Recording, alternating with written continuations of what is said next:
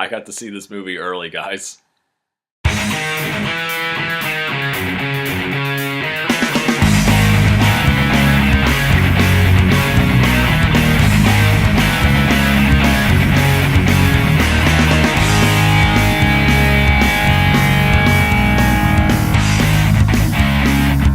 Shazam!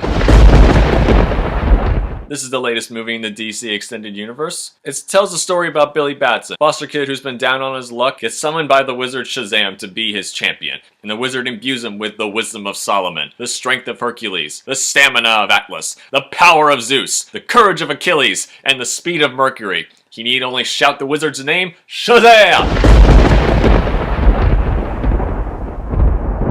And he turns into the superhero that used to be called Captain Marvel.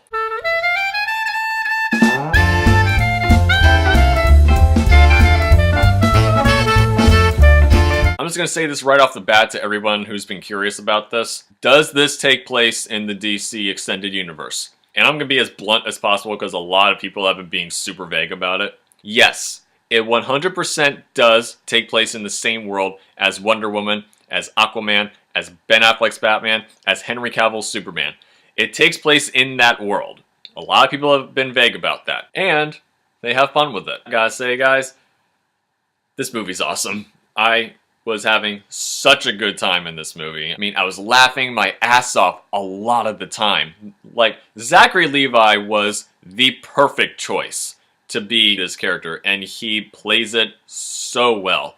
The whole concept is just like Big, where it's a child in a man's body. There's even a reference to Big in the movie. And Zachary Levi plays it so well. And the kid who plays young Billy Batson, Asher Angel, he's actually really good in the movie too. I was surprised by him. The entire time I could tell that Zachary Levi was basically this kid, and it worked. He pulled it off. Good job, Zach. I also like the kid who played Freddie Freeman. You might know him from the 2016 It. Freddie Freeman in this movie, he's similar to his comic book counterpart in that he is disabled. He has to walk on a crutch. But in this one, he's a superhero fanboy in the world where superheroes exist. He has a Batarang replica. He has an authentic bullet that bounced off of Superman. It's kind of a cool concept to play with. What would a superhero fanboy be like in a movie where those superheroes existed? Also, the foster family. The foster family is the heart and soul of this movie. All his adopted brothers and sisters, the foster mother and foster father. The scenes there are some of the best scenes in the movie. I just believe that this family, they just want to help him. They want the best for him. They don't want him to be alone for the rest of his life. The dad's pretty funny too. He does this one joke about college that I thought was kind of funny. And now on to Mark Strong as Dr. Sivana. A lot of people don't know who Dr. Sivana is. And Dr. Sivana, he's a well-known Captain Marvel, sorry, Shazam. He's a well-known villain of the superhero.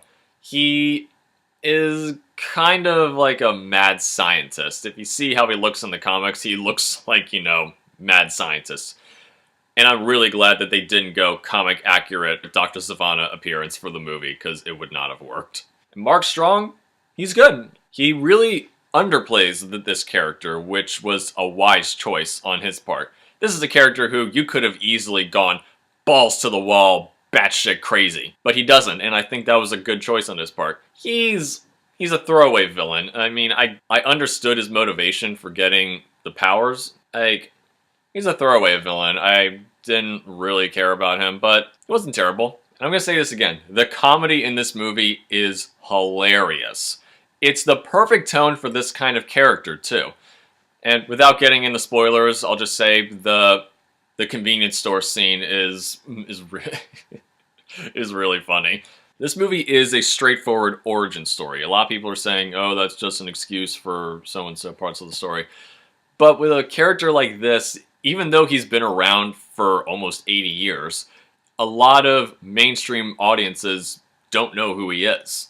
So they had to introduce this character in an origin story, which I was fine with. There is one scene in this movie that I'm not gonna lie, I choked up a little bit because it's a scene that just breaks your heart. When you see the movie, you'll know it. But there were jokes in this movie that were for kids, that were for adults, that everyone was enjoying. The theater I was in was laughing at like 90% of the humor in this movie. Not all of it hits, but it hits more than it misses. I'm gonna be honest, I did like this Captain Marvel movie more than the Marvel Captain Marvel movie. And this movie is exactly what it needs to be. It's fun. It's a fun family movie that everyone can take their kids to. They can enjoy the movie. Their kids can enjoy the movie. So taking in all that into account, I'm going to give Shazam a solid 8 out of 10 stars. I had a great time watching this movie. I recommend everybody go see it when it officially comes out. So there's my review of the movie Shazam. If you've seen the movie by now, go ahead and comment down below. Let me know what you thought of the movie. If you like what you've seen here, go ahead and give this movie a thumbs up and subscribe down below. As always, in the description box are my links to my Twitter and Instagram accounts. Go ahead and check those out. And as always, peace be with y'all. Have a nice day, and I'll see you next time. Shazam!